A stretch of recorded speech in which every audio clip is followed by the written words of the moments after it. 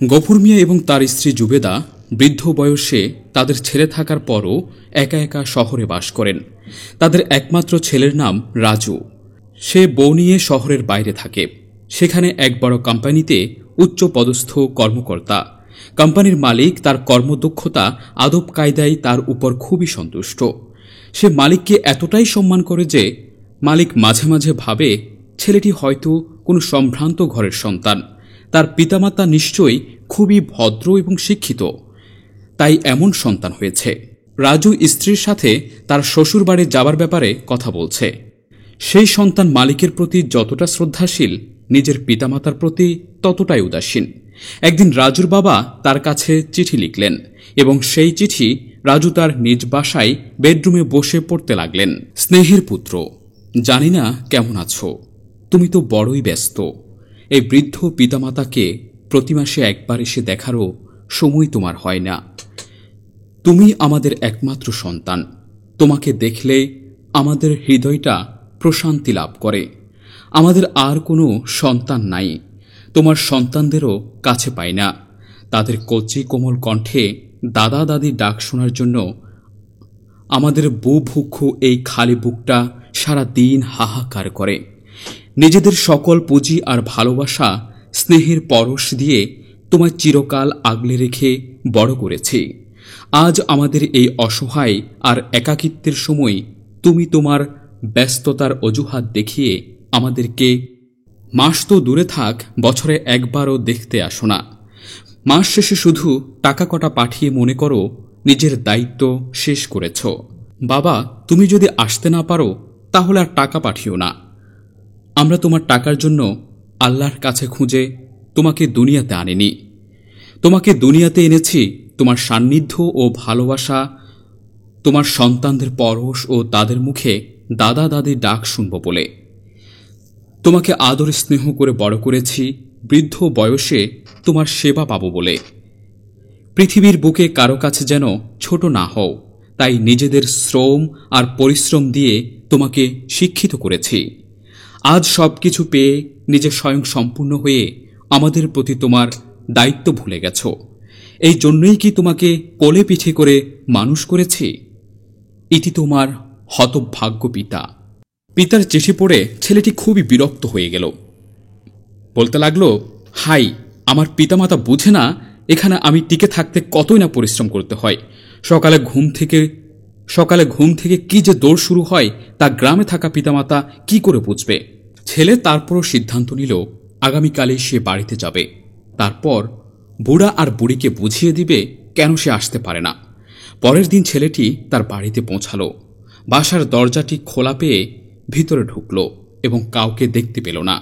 তখন সে পাকের ঘরের দিকে গেল। দেখল তার স্নেহময়ী মা মাথা নিচু করে তরকারি কাটছে। ছেলের পায়ের আওয়াজ শুনে তিনি মাথা তুলে তাকালেন। বহুদিন পর আসা একমাত্র ছেলেকে দেখতে পেয়ে তার মায়ের ধূসর বিষণ্ণ চোখ দুটি এক অপার্থিব উজ্জ্বলতায় ভরে গেল। দুর্বল শরীরে তাড়াতাড়ি উঠতে যেয়ে মায়ের শরীরটা যেন একটু দুলে উঠল। ছেলে তাড়াতাড়ি এগিয়ে মাকে জড়িয়ে ধরে মায়ের পতন ঠেকাল। মাও তার প্রিয় সন্তানের বুকে আশ্রয় পেয়ে পরম নির্ভরতায় আঁকড়ে থাকল। ছেলে অস্পষ্ট কণ্ঠে মাকে বলল, মা, বাবা কোথায়? বহুদিন পর ছেলের মুখে মা ডাক শুনে মায়ের দু চোখ ভিজে উঠল। শাড়ির আঁচল দিয়ে চোখ মুছতে মুছতে বলল, তোর বাবা বাড়ির ছাদের উপর বসে আছে। ছেলে আস্তে করে মাকে ছেড়ে ছাদের উপর গেল।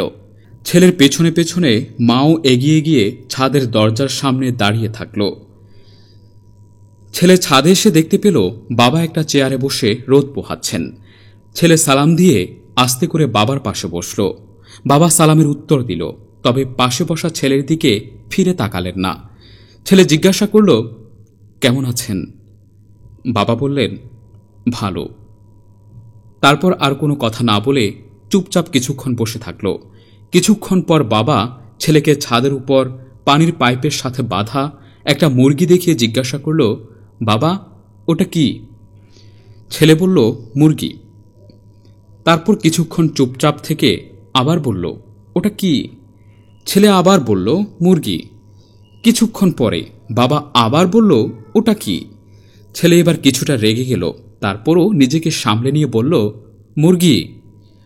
আবার কিছুক্ষণ চুপ থেকে বাবা বলল, ওটা কি?